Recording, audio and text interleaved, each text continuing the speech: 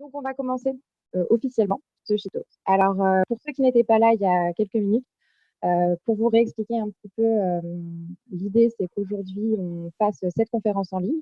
Donc, quelques petites règles. On vous a coupé votre micro et votre webcam. L'objectif, c'est de vous assurer une bonne connexion et aussi de vous assurer un moment, enfin, de s'assurer que vous allez passer un moment agréable. Donc, c'était nécessaire. Néanmoins, n'hésitez pas à participer et notamment à poser vos questions dans le chat en ligne, puisque on va passer 45 minutes ensemble.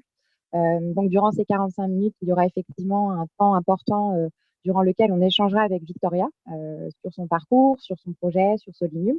Mais l'objectif aussi, c'est de vous permettre de poser des questions et d'y répondre. Donc, on passera effectivement 10 à 15 minutes à la fin pour répondre à vos questions. On espère pouvoir répondre à toutes vos questions. En tout cas, on essaiera. Donc, n'hésitez pas, que ce soit en début ou en fin de session, à poser vos questions. Je vais rapidement débuter par une présentation d'Empower. Donc, Empower, pour ceux qui ne nous connaissent pas, c'est une association, un réseau d'organisations qui œuvre en France et à travers le monde pour l'accompagnement des femmes au sein de l'entrepreneuriat social. Donc, notre objectif, c'est d'accompagner au travers de programmes qui s'adaptent aux besoins, aux territoires, aux femmes, aux projets des femmes pour qu'elles puissent lancer leurs projets à impact. Depuis 2015, donc Empower a accompagné plus de 3000 femmes. Empower, c'est aussi une association qui a pour vocation d'œuvrer pour l'égalité homme-femme et donc on mène différents types d'actions de sensibilisation. Et c'est à ce titre notamment qu'on organise ces Cheetos, par exemple. Empower en France aussi, un petit mot, c'est un prix, notamment, enfin un programme, le programme Women Act, qui est un programme d'accompagnement à destination des femmes entrepreneurs de 10 mois. Donc chaque année, on va accompagner une trentaine de femmes. Et c'est également le programme Communities qu'on est en train de lancer. Et donc, l'objectif, c'est de fédérer une communauté de femmes entrepreneurs ou qui souhaitent s'engager au travers d'un réseau, mais aussi de différents événements, d'ateliers, de formations. Donc, Empower, c'est un peu tout ça. Donc, on est une dizaine de personnes qui travaillons activement sur tous ces sujets. Et donc, rapidement, un petit mot sur moi. Donc, je suis Julie. Comme vous l'avez compris, j'ai rejoint les équipes d'Empower il y a maintenant un mois et je travaille principalement en France sur le programme Commun. Donc, restez connectés avec nous. Un petit mot sur les She-Talks ensuite. Les She-Talks, c'est des événements mensuels qui, d'habitude, sont organisés dans des espaces, des cafés, des bars, ouverts à tous. Et l'objectif, c'est vraiment de mettre en avant des parcours de femmes entrepreneurs d'exception, d'inspirer le plus grand nombre. Donc, on a dû effectivement s'adapter à cette situation en vous proposant un nouveau format en ligne. On espère que ça va vous plaire. L'idée, c'est de continuer à organiser ces Cheetos et de vous permettre d'accéder. Donc là, je vois qu'on est 60 participants, c'est super. Je vais maintenant laisser Emmanuel du comptoir qui organise avec nous ce Cheetos présenter un petit peu plus le comptoir. Emmanuel, si tu nous entends. Oui, oui, oui, je vous entends très bien. Est-ce que tu me vois? Parfait. Oui. Je te vois. Très bien. Bon, merci beaucoup, Julie, et merci à tous pour votre participation. Je vais juste dire un petit mot très rapide avant de laisser la parole à Victoria. Voilà, moi, je suis Emmanuel Chauvin, et je suis responsable du comptoir qui co-organise donc ce She-Talks avec Empower et avec Julie et le reste de l'équipe. Assez exceptionnellement, nous co-organisons deux She-Talks. Le comptoir, c'est un incubateur d'entreprises sociales, d'entreprises environnementales. Et on est un établissement du groupe SOS. Si certains d'entre vous connaissent, le groupe SOS, c'est le premier groupe de l'économie sociale et solidaire en France et en Europe, avec plus de 550 établissements, 18 000 salariés, c'est assez costaud. Et nous, on est un de ces établissements. Et on est situé à Montreuil. Et voilà, notre métier, c'est, depuis 2014, d'accompagner des entrepreneurs. Donc, comme Victoria, on n'a pas accompagné Victoria, mais on en accompagne d'autres, dans leur développement, des entrepreneurs à impact social, impact environnemental. Et donc, on propose des programmes d'incubation, ça dure 6 mois, et ce sont des programmes d'incubation qui peuvent être avec une thématique assez spécifique, soit c'est de l'ESS au sens général, soit c'est une thématique à l'intérieur de l'ESS. Donc, par exemple, prochainement, on ouvre un programme d'incubation en économie circulaire. Et actuellement, nous organisons donc un autre programme d'incubation qui s'appelle Elles Ensemble et qui est à destination des femmes, exclusivement des femmes entrepreneurs sur le territoire de Montreuil et des communes limitrophes du territoire de Est Ensemble. Voilà, donc ce She-Talks aurait dû se tenir s'il n'y avait pas cette situation exceptionnelle à Montreuil, puisque c'est dans le cadre de ce programme d'incubation Elles Ensemble qu'il est organisé et que nous avons l'honneur et le plaisir de co-organiser. Et merci beaucoup pour tout, Julie et le reste de l'équipe et Victoria. Et je vous laisse à présent la parole. Très bien, merci beaucoup Emmanuel pour cette présentation. Sachez en tout cas qu'on vous enverra toutes les informations, les liens pour retrouver le site du comptoir et encore une fois, n'hésitez pas à contacter directement Emmanuel si vous voulez en savoir plus. Merci pour cette précision. Aucun problème. Du coup, avant de débuter et d'introduire Victoria, je voudrais dire un petit mot sur Solinum aussi. Donc, pour ceux qui ne le savent pas, Solinum, c'est effectivement l'entreprise et l'association, l'organisation qu'a fondée Victoria, qui lutte contre l'exclusion en mettant le numérique au service des personnes les plus fragiles, en développant des outils et des services adaptés. Donc, Solinum intervient dans 8 départements. Solinum a par exemple développé le Soliguide, qui est une plateforme en ligne qui va ressourcer l'ensemble et cartographier l'ensemble des lieux ressources qui facilitent le quotidien et le parcours de réinsertion. Solinum a aussi créé Merci pour l'invite, qui est un réseau d'hébergement citoyen pour loger, accompagner et réinsérer les femmes vivant à la rue. Et enfin, Solinum a fondé le Solilab, qui est un bureau d'études sociologiques qui permet de mieux comprendre les besoins et de lutter contre les préjugés concernant les personnes sans domicile. Mais on aura l'occasion d'y revenir pendant cette interview. Donc, bienvenue Victoria. Je te laisse allumer ta webcam pour que tout le monde puisse te voir et t'entendre. Bonjour. Bonjour Victoria. Bon, écoute, ça a l'air d'être bon. Et si jamais, encore une fois, si jamais vous avez des problèmes de connexion, n'hésitez pas à me le dire. Déjà, merci d'avoir accepté cette invitation pour ce premier She-Talks en ligne. Donc, petit point d'info, on est 74 et c'est super. Donc, on est ravis de passer ce moment avec toi. Donc, pour commencer, parlons un petit peu de toi, de ton parcours. Est-ce que tu peux revenir sur ton parcours et ce qui t'a donné envie de monter ce projet? Quel a été le déclic? Qu'est-ce qui t'a poussé à monter Solinum? Moi, d'abord, ce qui est important de dire, c'est que je n'étais pas là pour être entrepreneur du tout. Souvent, quand on me pose cette question, c'est dans le sens pourquoi tu as voulu être entrepreneur, etc. Moi, j'étais vraiment pas là pour ça. Je ne savais même pas que l'entrepreneuriat social, ça existait à la base. Donc, j'étais ravie de découvrir. Moi, j'ai commencé cette aventure pendant que je faisais mes études d'ingénieur il y a quelques années. Je faisais pas mal de maraudes auprès des personnes en difficulté à la rue. Et pendant ces maraudes sur le terrain, je me suis rendu compte que ces personnes étaient très mal informées. Elles ne savaient pas forcément où trouver des douches, des permanences juridiques, des conseils administratifs, enfin plein de choses auxquelles elles ont droit et qui sont déterminantes dans leur réinsertion. Moi-même, en tant que bénévole, j'avais pas d'outils pour pouvoir les orienter et je trouvais ça très frustrant. Donc j'ai commencé à tenir une petite liste un peu pourrie sur mon téléphone. Et puis au fur et à mesure, j'ai proposé ce petit projet, cette toute petite idée qui était dans ma tête. À l'époque, c'était un projet étudiant dans mon école d'ingénieur. Comme quoi, des fois, il se passe des trucs dans les projets étudiants qui donnent quelque chose. Et en fait, le besoin était tellement fort que ça m'a porté jusqu'à en créer une structure. J'ai commencé par me dire, bon, c'est bien gentil, je suis une ingénieure, je sais faire 2-3 trucs, mais concrètement, je ne suis pas capable de faire un business plan qui tient la route. Donc, j'ai commencé par faire un double diplôme en école de commerce déjà pour apprendre 2-3 trucs. Et en fait, ensuite, j'ai juste continué le projet. Il n'y a pas vraiment eu de déclic à part le besoin du terrain. Et en fait, après, je ne me suis pas rêvée. Selon, en fait, le projet avait besoin de se développer, avait besoin d'une structure, avait besoin d'un modèle économique. Et du coup, il fallait juste mettre les choses en face des cases.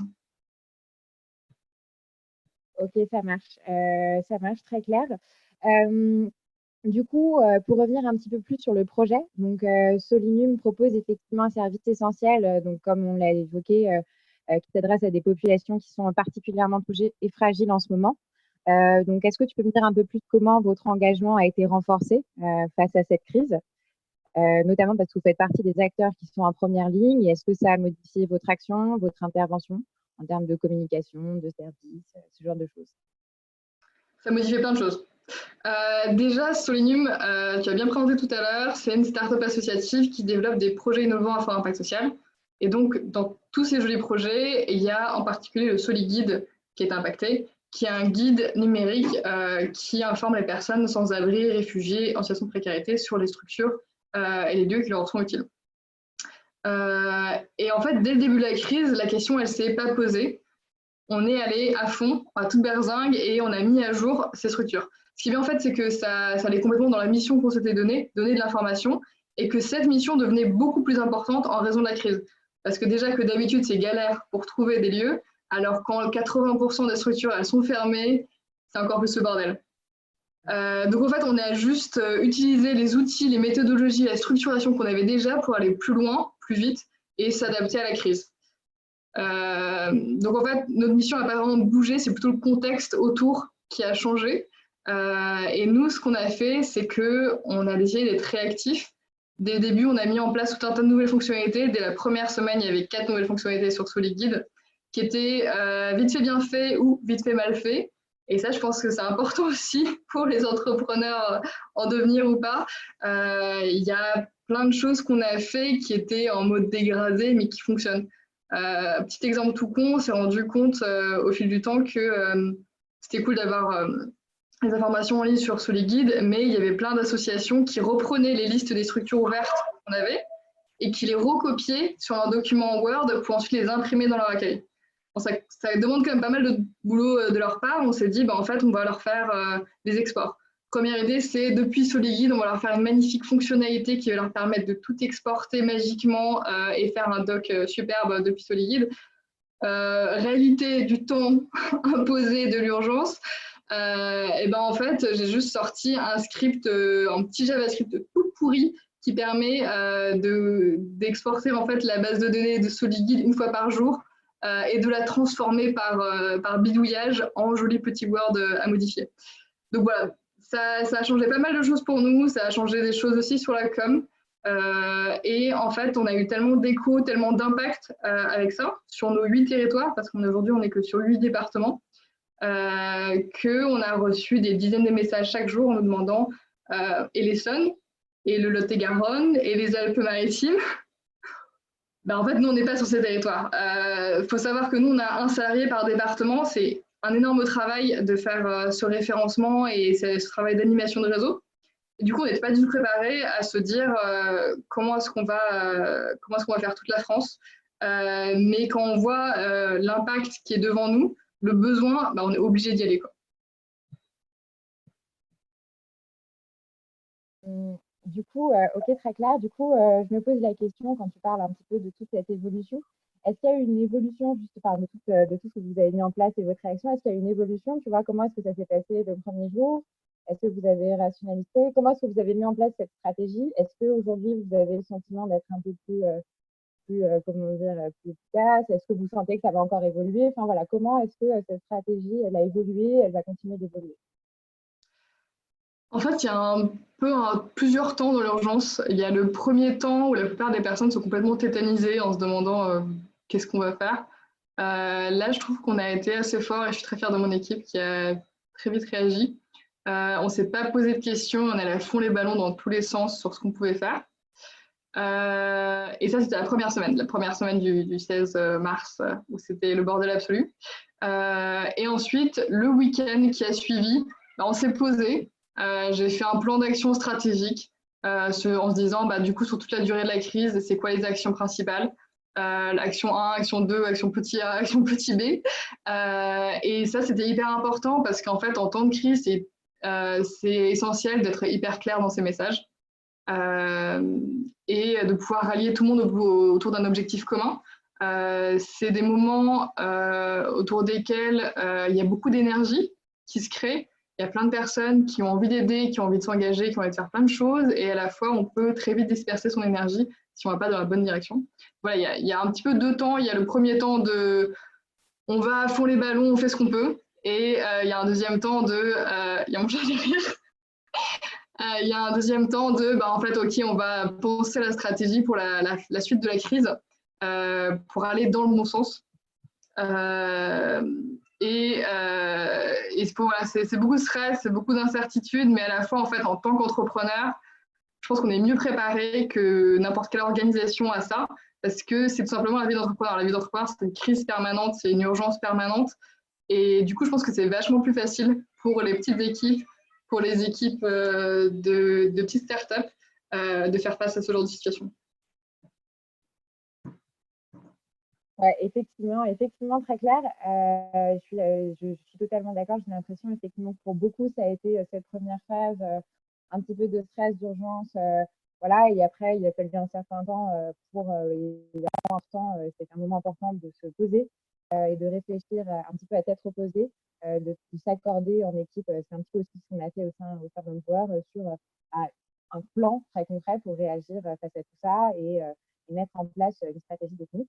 Donc, tu as mentionné notamment que vous aviez développé Solinu sur de nouveaux territoires. Donc, j'imagine que ça va continuer après cette crise. Donc, est-ce que tu peux me dire un petit peu si tu commences à voir déjà les impacts sur le long terme après ce fameux Covid, qu'est-ce qui va changer pour Soliguide, pour le projet et pour votre équipe? Alors, je crois qu'il y a des demandes que tu rapproches ton micro. Mais en gros, Julie m'a posé... Si vous voulez, je peux recommencer. Je suis désolée, je n'avais pas mon micro à côté. Donc, je demandais à Victoria, qui nous expliquait à juste titre qu'il y avait effectivement eu deux premiers moments. Un moment un petit peu de stress où il y a eu beaucoup de questionnements, d'incertitudes. Une période où on se pose et effectivement on réfléchit à un plan d'action stratégique. On voit qu'effectivement, très concrètement, pour Solinium, il va y avoir des implications à long terme sur développer pas de souci pour approcher le micro et répéter, développer notamment Solinium dans d'autres régions. Et donc, ma question était la suivante, à savoir, sur le long terme, qu'est-ce qui va changer par rapport à cette crise pour l'activité, l'équipe, le projet, l'engagement, voilà. Alors, du coup, je n'ai pas une question auquel je vais répondre direct. Pourquoi start-up associative? En fait, start-up n'est pas un statut, ça ne veut rien dire en soi, start-up. C'est une jeune organisation qui fait des trucs innovants dans l'acceptation générale du terme. Et moi, j'aime beaucoup le fait qu'on puisse dire start-up associative parce que je trouve que les associations, c'est pas que des choses chiantes qui ne bougent pas, ça peut être aussi plein d'innovations sociales super chouettes. Et du coup, sur la question pour revenir dans le gras du sujet de qu'est-ce qu'on a décidé de faire, nous, en fait, la première étape, on a décidé de continuer notre mission avec beaucoup plus d'ampleur sur nos territoires. Donc, avec Soliguide, on cartographie des lieux. C'est cool, là, on cartographie tous les lieux qui sont encore ouverts et on communique à fond. On produit beaucoup plus de supports que d'habitude. On produit des cartes, on produit des Excel, on produit des listes, on produit plein de choses pour informer toutes les personnes en situation difficile sur ce à quoi ils peuvent avoir accès. C'est un rôle aussi de coordination qu'on n'avait pas du tout imaginé au début, mais en fait, les données, c'est une mine d'or. Typiquement, en fait, ce qui s'est passé à Paris, par exemple, c'est qu'on nous a demandé des exports Excel. Pourquoi? En fait, pour pouvoir transmettre au service de la police et leur dire d'arrêter de verbaliser les gens à côté de ces lieux, parce que y a des personnes qui, effectivement, n'ont pas cette jolie attestation de confinement, puisque c'est des personnes SDF. Ce qui paraît un petit peu évident, mais voilà, le gouvernement n'a pas trop pensé à ça. La deuxième chose, du coup, c'est en fait, on va se mettre au national. Ça, c'était une grosse décision et en fait, on n'a même pas réfléchi 2 secondes là-dessus, c'était juste une évidence. Le besoin, il était là et donc, il fallait juste trouver comment. Nous, on avait une stratégie d'essaimage, de changement d'échelle magnifique à 3 ans, 5 ans, etc. On avait fait des superbes documents là-dessus qui sont tous partis immédiatement à la poubelle. Enfin, pas la poubelle, c'est toujours bien de l'avoir préparé, mais en tout cas, on a décidé de faire le plus rapidement possible, le plus rapidement en visant les énergies actuelles, ça veut dire en mode collaboratif. Donc, ce qu'on a fait, c'est qu'on a lancé un programme de bénévolat associé à un formulaire qui permet à n'importe qui en France d'ajouter des structures qui sont encore ouvertes. Donc, il a d'abord été approprié plutôt par les structures elles-mêmes qui se sont ajoutées. Et là, on essaie de le plus possible capitaliser sur du bénévolat cadré pour donner à chacun un petit territoire à cartographier et ainsi arriver progressivement, d'abord par les capitales régionales et ensuite départementales, puis un peu toute la France, à avoir une liste des structures ouvertes. Tout ça, en fait, ça a un impact qui va aller plus loin que la simple crise, parce que nous, notre modèle économique, pour revenir dessus, c'est les collectivités locales. Donc, en gros, Soliguide, c'est quelque chose d'hyper local. Quand on arrive sur un territoire, pour cartographier un territoire, forcément, en fait, on est cofinancé par différents acteurs locaux, notamment les départements et des DCS et des villes. Et si on commence à dire pendant la crise, on ouvre tout et on fait tout gratuit, mais ça veut dire quoi pour la suite? Ça veut dire quoi pour la suite du modèle économique? Parce que on ne peut pas arriver en disant on a réussi à le faire gratuitement pendant 2 mois et maintenant on va vous faire payer. Ce ne serait pas logique, ça ne serait pas entendable. Parce que ça pourrait donner l'illusion que le mode collaboratif pourrait le faire gratuitement. Nous, on sait que c'est faux parce qu'on a déjà fait des tests, etc. Ça peut marcher sur un petit temps pour un petit nombre de structures, mais on est persuadé de l'importance de l'animation du réseau avec des personnes salariées qui gèrent la chose localement. On a fait des petits tests sur les territoires, on voit qu'il y a une grosse différence. Du coup, en fait, on s'est fait accompagner immédiatement par des acteurs qui nous ont conseillés, des entrepreneurs sociaux qui ont roulé leur boss, des acteurs comme Scale Changer qui sont trop forts sur l'accompagnement des startups dans leur changement d'échelle. Et on s'est dit, en fait, tout ça, ça va être une opportunité. Déjà, même si ça met en danger notre modèle économique à long terme, c'est pas grave, on y va parce qu'il y a de l'impact. Et à situation exceptionnelle, on est obligé d'y aller. Et ensuite, on pense que c'est des choses qui, par la suite, ne peuvent que nous servir. C'est-à-dire que si demain, on se rend compte qu'il y a un territoire qui est hyper dynamique en soi, et que des personnes décident de continuer à ajouter des structures et à les mettre à jour, en fait, tant mieux. Et tant mieux si c'est gratuit. Nous, on sait que ça ne peut vraiment fonctionner que quand il y a des personnes présentes, etc., pour avoir un impact hyper fort. Mais si ça peut marcher un petit peu en gratuit, en fait, c'est super. Et ça nous dit, on pourrait imaginer un modèle économique freemium, ce qu'on appelle ça, pour les entrepreneurs. Ça va nous mettre en lumière, ça va nous mettre en lien avec plein d'acteurs, et donc en fait, c'est hyper cool. Je vois une toute petite question. Quel type de données, en fait, sur Soliguide, pour revenir sur ce qu'on fait, on cartographie les lieux utiles aux personnes en situation de précarité. Donc, c'est tout simplement l'adresse de la distribution des restos du cœur, etc. Il y a 0 données personnelles, il n'y a rien du tout comme sujet là-dessus. C'est strictement les adresses des accueils de jour, des choses qui sont publiques.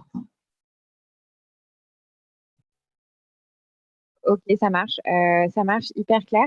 Maintenant, si on passe un petit peu plus sur ton quotidien en tant qu'entrepreneur, c'est aussi des questions, j'imagine que parmi ceux qui nous écoutent, il y a effectivement potentiellement des personnes qui ont aussi monté leur entreprise. Donc, en tant que fondatrice de Solinium, comment est-ce que tu vis cette période? Tu as mentionné l'incertitude, le stress, l'agilité.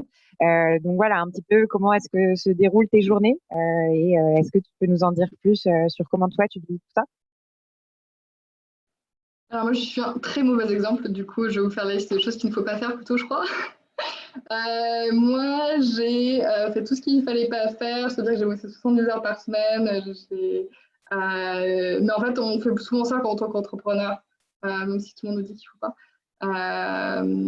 Et du coup, c'est dur pour moi. En plus, j'ai la malchance d'être tombée malade en cette période.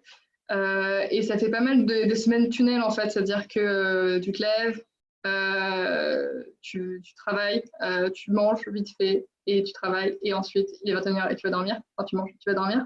Ça fait des semaines tunnel et en fait il y a un gros manque de productivité, je trouve. Avant le confinement, le télétravail, j'en faisais déjà.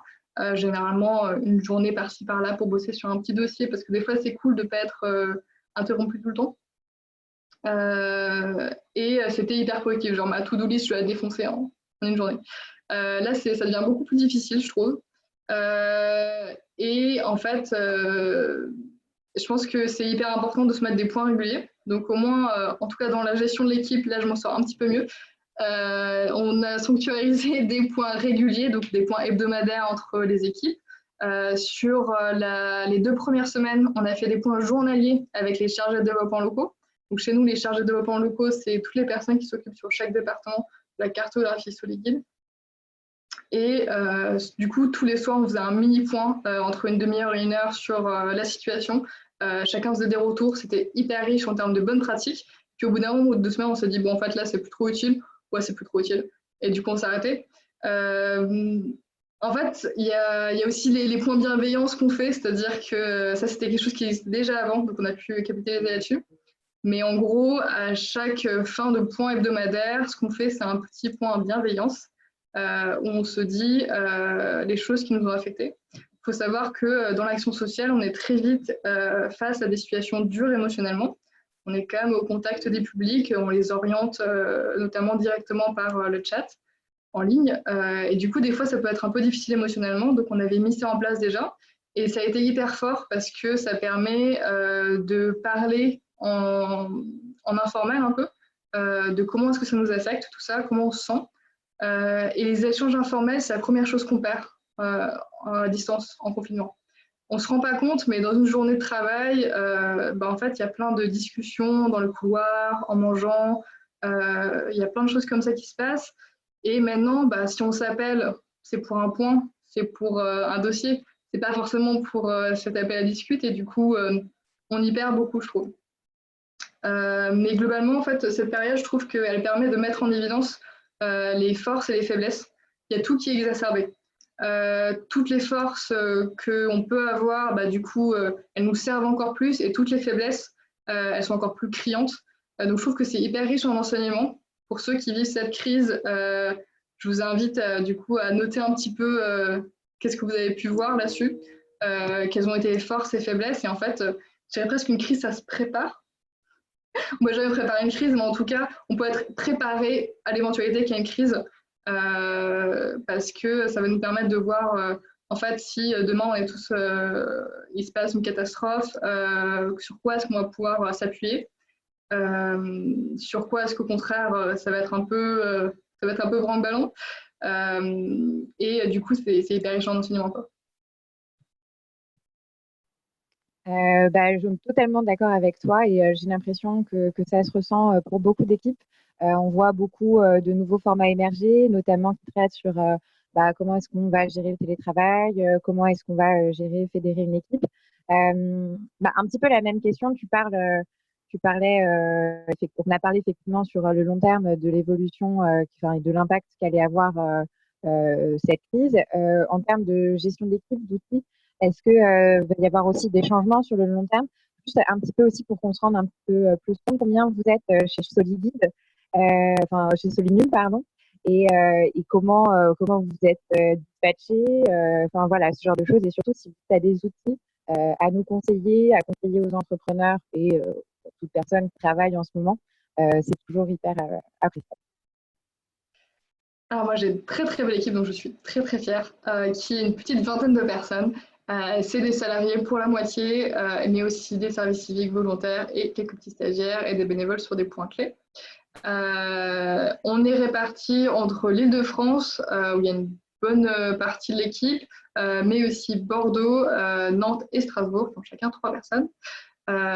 Et du coup, toutes ces personnes, en fait, on a réussi à s'articuler assez facilement parce qu'on avait des choses qui étaient déjà en place. On travaillait tous déjà sur un drive en ligne, il n'y a pas de sujet là-dessus, on travaillait tous déjà sur Slack, on avait tous déjà l'habitude du télétravail ponctuel autorisé et des points. Du coup, ça a été assez facile sur certaines choses, mais il y a d'autres choses sur lesquelles on a dû se discipliner en fait. Je pense que c'est beaucoup ça.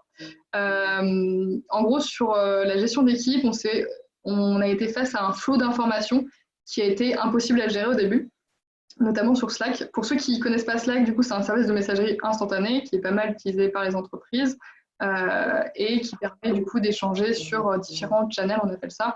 Par exemple, vous allez voir un channel communication, un channel développement, un channel financement, ce que vous voulez.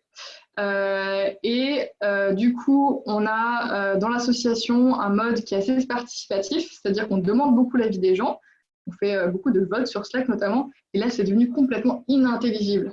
Donc là, en fait, la participation, elle a ses limites dans ces moments-là, et du coup, dans les 2 premières semaines, j'ai dû pas mal prendre de décisions parce qu'au bout d'un moment, il faut y aller et on n'a pas le temps en temps d'urgence. Évidemment, on peut faire des retours en arrière s'il y a des trucs qui ne vont pas, etc. Mais au bout d'un moment, voilà, il faut y aller. Parce que sinon, on n'y arrivait plus. En fait, les personnes ne pouvaient pas s'engager sur des décisions, sur tous les sujets, sur tous les channels Slack, sur tout ce qui se passait.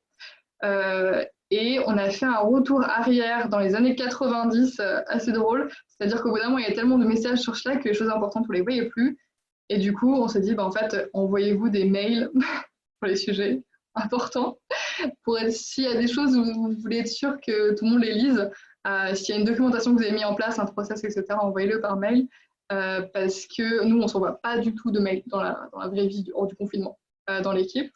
Et en fait, les années 90, c'est bien des fois, parce que sur la messagerie instantanée, on ne voyait plus du tout. Donc voilà, la petite équipe, elle est sur Bordeaux, Nantes, Strasbourg et l'Île-de-France, pour rappeler. Et j'ai trouvé que l'équipe de l'Île-de-France, elle avait presque plus de mal à s'adapter à la situation que les autres équipes, parce qu'en fait, les autres équipes, elles ont l'habitude ont été seules à des moments donnés, ou alors ont été en toute petite équipe. Et du coup, ils ont moins cette habitude du gros groupe qu'on peut avoir sur l'équipe Île-de-France, et du coup, ça a été limite plus difficile pour eux, ça c'est marrant. Ok, ça marche très clair. Si on prend un petit peu de hauteur, beaucoup de personnes, on entend souvent parler d'un avant et d'un après la crise qu'on est en train de vivre. Donc, quelles sont les choses qui vont changer selon toi? Donc, on a parlé de votre projet, de votre quotidien, donc potentiellement sur Solinu, mais après, en général, vous êtes encore une fois un acteur hyper important qui est sur le front en ce moment et qui agit et qui œuvre pour la solidarité. Donc, qu'est-ce qui va changer en termes d'engagement? Est-ce que toi, tu vois, notamment par rapport à tes partenaires, par rapport aux différents acteurs avec lesquels tu peux échanger, est-ce qu'il y a des évolutions? Et aussi au niveau de l'engagement citoyen, est-ce qu'il y a une évolution? Donc voilà, comment est-ce que tu peux nous résumer un peu ton analyse à chaud de l'avant et de l'après? Déjà sur les partenaires, du coup, le premier point, j'ai été hyper agréablement surprise. On est dans l'entrepreneuriat social, dans l'ESS, du coup, on pourrait croire que c'est le monde des bisounours, que tout le monde travaille ensemble et que c'est la joie, le bonheur, parce qu'on est tous là pour aider autrui à avoir un bon impact. Dans la réalité, c'est ça, mais pas que quand même. Il y a pas mal de guerres de chapelle, de guerres d'ego. Moi, ça m'a pas mal choqué quand je suis arrivée dans le secteur en sens professionnel, enfin, quand j'étais plus seulement bénévole. Euh, et, euh, et tout ça a disparu d'un coup. Les premiers jours de la crise, il y a tout le monde qui a décroché son téléphone et qui s'est appelé. Moi, j'ai toute la planète qui s'est mise à m'appeler d'un coup. Tout est devenu simple. Les gens m'envoyaient des SMS. Le tutoiement était super facile. Tout le monde a oublié ces guerres d'ego, de position, de qui fait quoi, de tu me marches sur mes plates-bandes, je te marche sur mes plates-bandes, machin, etc. Tout ça est passé à la trappe et j'espère vraiment que ça va rester. En tout cas, nous, on a vu les relations partenariales elles se sont simplifiées d'un coup et je pense que les gens peut-être se rendent compte après qu'en fait, on pourrait garder ça simple tout le temps. En tout cas, ça serait vraiment hyper agréable. Les liens qui existaient ont été vraiment renforcés. Ça permet de faire la part des choses entre ce qui est vraiment important et ce qui ne l'est pas, au fond. Je pense au niveau des citoyens, ça va faire un peu la même chose. Il y a pas mal de personnes qui veulent s'engager aujourd'hui parce qu'ils sont touchés par la crise, parce qu'ils sentent qu'il y a des choses horribles qui se passent et qu'il faut s'engager. Là, on est au niveau où les personnes veulent s'engager pour la crise. Mais j'ai bon espoir qu'après s'être engagé pour la crise, il y aura un réveil citoyen où les personnes vont se dire en fait, je pourrais m'engager tout le temps. En fait, c'était pas si compliqué que ça. En fait, ça fait 2 ans que je dis que je vais me mettre au bénévolat et que je le fais pas. Ça fait 2 ans que je dis que je vais jarter mon taf qui sert à rien et que je le fais pas. Bah, peut-être qu'en fait, c'est le moment parce que je me suis rendu compte que j'ai passé le pas avec cette urgence et que c'était pas si difficile. Et que voilà, on peut tous y arriver. Je disais tout à l'heure que ça met en avant, cette crise, toutes les forces et les faiblesses. Ça le fait pour des structures comme nous, ça le fait aussi pour des États, évidemment. Je trouve que la crise sanitaire a bien mis en avant certaines faiblesses en France sur la gestion sanitaire et compagnie. Donc j'espère qu'il y aura un après où les personnes vont se rendre compte de ce qui est important et qu'au niveau personnel aussi, j'ai l'impression que les gens se rappellent de ce qui est important pour eux, de ce qui l'est pas, de ce qu'ils ont vraiment envie de faire. J'espère que les personnes vont prendre ce temps où elles sont confinées pour se poser des questions et peut-être se dire qu'elles ont envie de s'engager autrement ou de créer un autre monde. Bah écoute, on espère aussi. En tout cas, c'est un super après que tu décris. Donc on verra comment ça se passe. Mais en tout cas, nous, on y croit aussi. Pour un petit peu clôturer cet échange, parce qu'il est déjà 35 et j'aimerais quand même qu'on ait un petit peu de temps pour répondre à des questions. Ceux qui nous écoutent, j'imagine qu'il y en a aussi, enfin, parmi ceux qui nous écoutent, il y en a probablement beaucoup qui, comme tu le disais, souhaitent s'engager. Donc, est-ce que tu as des conseils à leur donner, aussi bien au niveau des démarches très concrètes à mettre en place? Tu vois, typiquement, est-ce que c'est possible avec Solinium ou tout simplement pour commencer un petit peu son parcours en tant que bénévole ou autre? Enfin, en tout cas, comment est-ce qu'on peut construire personnellement son engagement et est-ce que tu peux nous faire part de ton expérience là-dessus? Je pense qu'il y a plein de choses à faire en ce moment. Déjà, c'est regarder ce qu'on fait. Pour les entrepreneurs qui sont là, je pense que vous pouvez regarder votre entreprise, ses expertises et vous demander en fait, comment est-ce que ça peut être utile. On a eu plein d'exemples super beaux qui ont été relayés. Il se peut que l'activité qu'on a ait directement une prolongation avec un impact incroyable, ou alors c'est peut-être ces expertises qu'il faut regarder en se disant, en fait, moi je fais hyper bien ça, je pourrais le faire autrement. Je pense notamment à des amis entrepreneurs sociaux où ils se sont rendus compte, actuellement, je ne suis pas particulièrement utile. Par contre, j'ai une grosse expertise dans la mise en lien de personnes et le fait de mettre en lumière des gens. Je vais l'utiliser, ça, pour mettre en valeur ce qui peut être fait pendant le Covid. Moi, je suis hyper bluffée par la solidarité qui s'est mise en place à tous les niveaux. Et je pense que ça peut toucher tout le monde pendant la crise et après. Il y a des solutions pour ceux qui veulent s'engager de différentes manières. Donc, si vous êtes jeune et en bonne santé, vous pouvez vous engager sur le terrain. Même si c'est le confinement, on a le droit de sortir pour faire du bénévolat de terrain. Aujourd'hui, je vous disais, il y a 80% des structures qui ont fermé. Pourquoi? Parce qu'en fait, le nerf de l'action sociale, sa colonne vertébrale, c'est les personnes retraitées ou pré-retraitées. C'est assez ouf, mais dans tous les secours catholiques, toutes les Croix-Rouges, etc., dans les accueils de jour pour faire le café aux personnes SDF, c'est qui? C'est les personnes âgées. Toutes ces personnes, évidemment, il faut les protéger. Du coup, elles ont dû arrêter les activités. C'est en partie pour ça qu'on a dû fermer. Mais s'il y a des jeunes qui peuvent prendre le relais, ça serait vraiment génial, tout en, évidemment, en respectant toutes les règles de sécurité, parce qu'il ne s'agit pas de se mettre en danger ni de mettre en danger les personnes. Et ensuite, il y a aussi le télébénévolat qui est possible. Donc, vous pouvez vous engager au niveau de votre entreprise. Si vous avez envie d'engager votre entreprise, il y a des plateformes comme Vendredi qui marchent super bien, qui permettent de faire du mécénat de compétences et d'engager par exemple 100 collaborateurs d'un coup sur une mission. Ou alors, vous pouvez le faire vous-même en tant que bénévole. Nous, chez Solinium, pour pas trop prêcher pour notre paroisse, on cherche des bénévoles actuellement. Comme on vous le disait tout à l'heure, du coup, sur SoliGuide, on est en train de faire toute la France pour référencer toutes les structures qui sont encore ouvertes et qui aident les personnes SDF, donc des distributions alimentaires, des douches, des permanences juridiques, des cours de français. Et tout ça, ça ne va pas se référencer tout seul. Donc, si vous êtes particulièrement attaché à un territoire, je vous invite à vous inscrire en tant que bénévole. Vous pouvez aller voir ça sur notre site solinium.org ou soliguide.fr.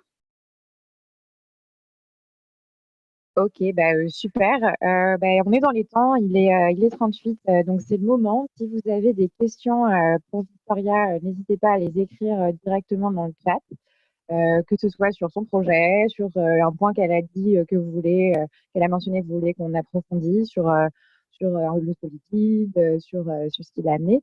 Moi, en attendant que les questions arrivent, j'ai potentiellement aussi une question pour toi, Victoria. Plus sur ton parcours d'entrepreneur. Donc aujourd'hui, tu fais partie et tu viens de rentrer dans la promotion Women Act. Est-ce que tu as déjà été accompagnée par le passé par d'autres programmes? Est-ce que pour toi, pour une entrepreneur aujourd'hui, c'est important de faire partie de différents types de programmes d'accompagnement? Enfin voilà, un petit peu ton retour d'expérience sur cette partie-là. Alors moi, j'ai la chance d'être particulièrement bien accompagnée. J'ai été accompagnée d'abord du coup par les Ambitieuses de la Ruche, qui est du coup un programme d'accompagnement des femmes entrepreneurs dans la tech for good. C'est super précis et c'est hyper quali aussi. J'ai été accompagnée aussi par Singa parce que en fait, moi, mon cœur de métier, entre plein de guillemets, c'était les personnes plutôt SDF classiques. Et je me suis rendu compte sur SoliGuide qu'on avait beaucoup de personnes qui étaient en situation de précarité, qui étaient en situation d'exil. Et du coup, on s'est dit, vas-y, faut qu'on s'améliore là-dessus. Et du coup, on a été accompagné par Singa. Et ensuite, on a été accompagné également par la Croix-Rouge, c'est une association qui est incroyable et qui est innovante et qui, du coup, a lancé un accélérateur. une sorte d'incubateur pour créer des partenariats avec d'autres structures, d'autres entrepreneurs sociaux. Et du coup, ils accélèrent pendant 6 mois des entrepreneurs pour faire des choses ensemble avec la Croix-Rouge. Donc, typiquement, ce qu'on a fait, c'est qu'on a lancé ensemble un territoire, le Val-de-Marne. C'était super top. Du coup, moi, j'ai eu la chance d'avoir des accompagnements pour répondre à ta question. J'ai adoré ça. C'était hyper important parce qu'en fait, moi, je n'ai pas d'associé. Pour les entrepreneurs en devenir qui sont là, on a un associé, c'est bien. C'est important. Bon, pas être seul. Et si on n'en a pas, bah, du coup, faites-vous accompagner. Ou même si vous avez fait, faites-vous accompagner. C'est hyper cool pour le réseau, pour les contacts. Et en plus, on n'apprend jamais mieux que par les pairs. Moi, c'est ce que j'ai trop hâte de découvrir avec Womenact et que je découvre un petit peu déjà en fait en ligne avec la communauté. C'est qu'il y a rien de mieux que de se parler.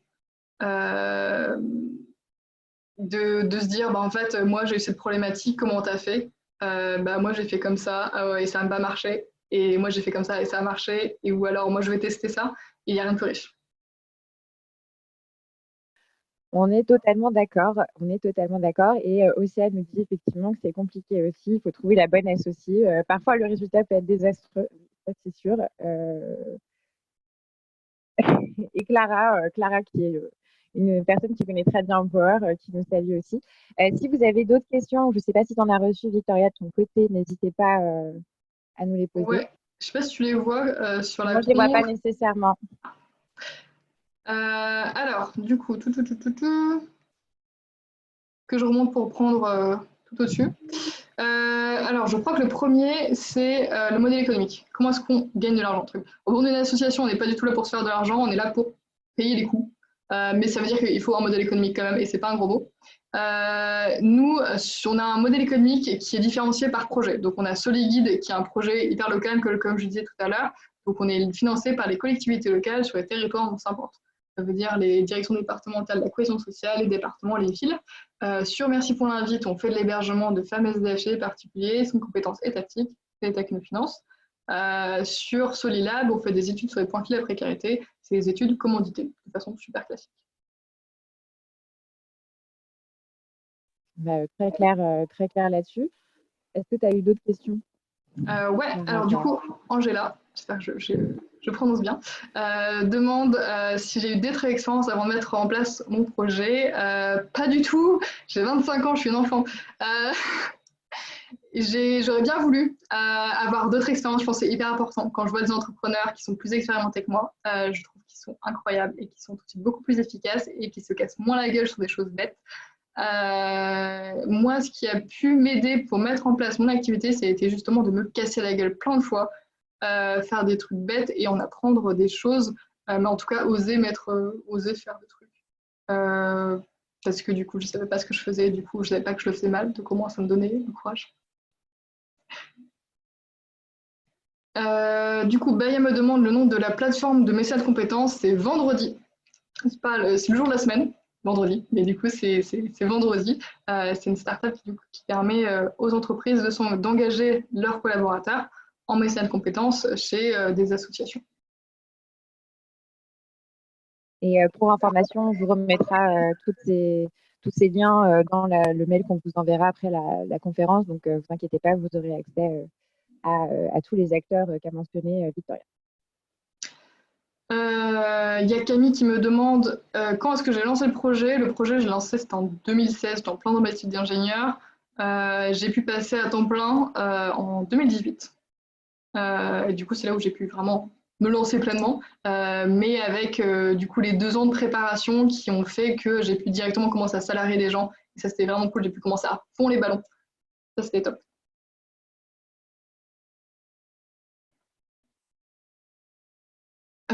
Du coup, Charlotte me demande super gentiment est-ce que j'ai des besoins en particulier pour la suite et comment est-ce qu'on peut nous aider? Eh bien, merci Charlotte déjà, ça fait trop plaisir de voir la solidarité comme ça.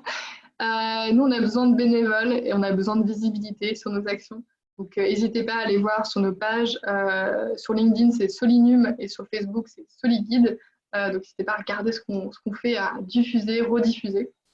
Ça nous aide beaucoup, beaucoup. Et puis, si vous avez, vous, envie d'être bénévole, on vous accueille à bras ouverts. Ça vous permettra de découvrir un petit peu l'action sociale aussi.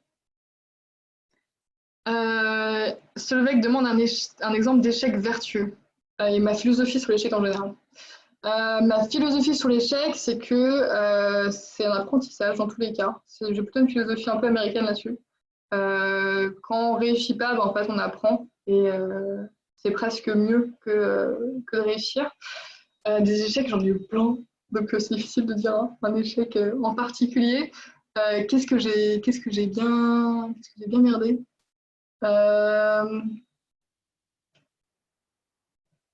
J'étais hyper nulle en recrutement au début. Nulle. Super nulle en recrutement. J'étais ingénieur, du coup, le recrutement, c'est un vrai métier, c'est une vraie compétence de recruter des personnes. Et du coup, j'étais tellement nulle qu'on a fait pas mal de tests et aujourd'hui, on a des process qui sont assez chambés, je trouve, qui ont plein d'étapes, plein de choses assez innovantes aussi dedans. On a par exemple le test kebab, j'adore ce test.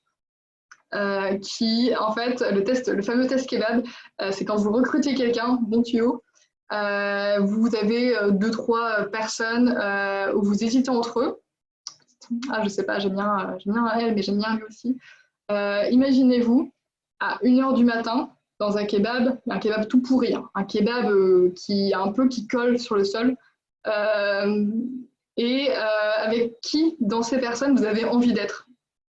Parce qu'au final, il y a les compétences, il y a l'expérience, mais surtout, dans une jeune boîte, d'une asso, le fit, en fait.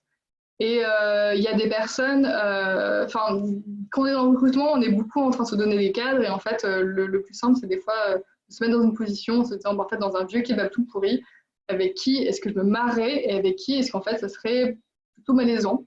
Donc voilà. Donc gros échec au début pour moi sur le recrutement. J'étais nulle, j'ai pas bien recruté. Il y a des personnes avec qui ça s'est pas bien passé. Et du coup de ça, bah, je me suis dit il faut que je fasse l'accent dessus. On a fait des choses chouettes. Très très clair et un très bon exemple bien imagé. Je pense qu'on se rappellera du test du kebab chez Empower. Je le soumettrai à la team RH. Ça me paraît être une bonne question. Est-ce que tu as encore d'autres questions? Oui, est-ce que j'ai une astuce pour démarcher les collectivités pour nos projets? Franchement, c'est le pire modèle économique du monde, les collectivités. Hein, je recommande pas. Il faut être patient. Il faut être super patient. Parce que entre le moment où je rencontre une collectivité et le moment où on signe un truc, il se passe un an et demi environ. Il faut faire attention aussi au calendrier avec les élections. Il y a des moments où tu les rencontres et 3 mois après, ils te balancent le chèque hyper facilement parce que en fait, il faut qu'ils balancent tout leur argent parce que c'est la fin de l'année, des budgets, machin. Il y a des moments où c'est impossible d'avoir qui que ce soit parce que les élections qui arrivent. Donc, faut bien se mettre à jour là-dessus. Il faut bien comprendre les dynamiques territoriales. Il y a beaucoup des questions politiques sur lesquelles il faut se positionner avec les bons mots. Typiquement, sur Soliguide, on est sur plein de sujets, sur autant l'alimentation que l'hygiène, que la santé, que plein de choses, l'insertion, l'accès au droit. Il faut utiliser les bons mots pour parler aux bonnes personnes. Donc pour ça, vous regardez un petit peu le site internet de la collectivité, vous faites parler les gens surtout sur c'est quoi leur problématique aujourd'hui, pour réutiliser les mots qu'ils utilisent, parce que c'est des petites cases politiques sur lesquelles il faut rentrer.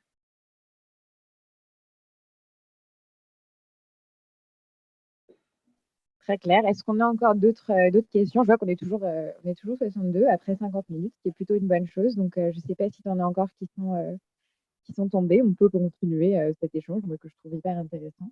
Donc, n'hésitez pas à poser vos questions à Victoria. Là, je vois qu'Oxane me propose très gentiment de mettre en lien avec le territoire toulousain de la mairie. Donc, c'est super. Merci beaucoup, Seb.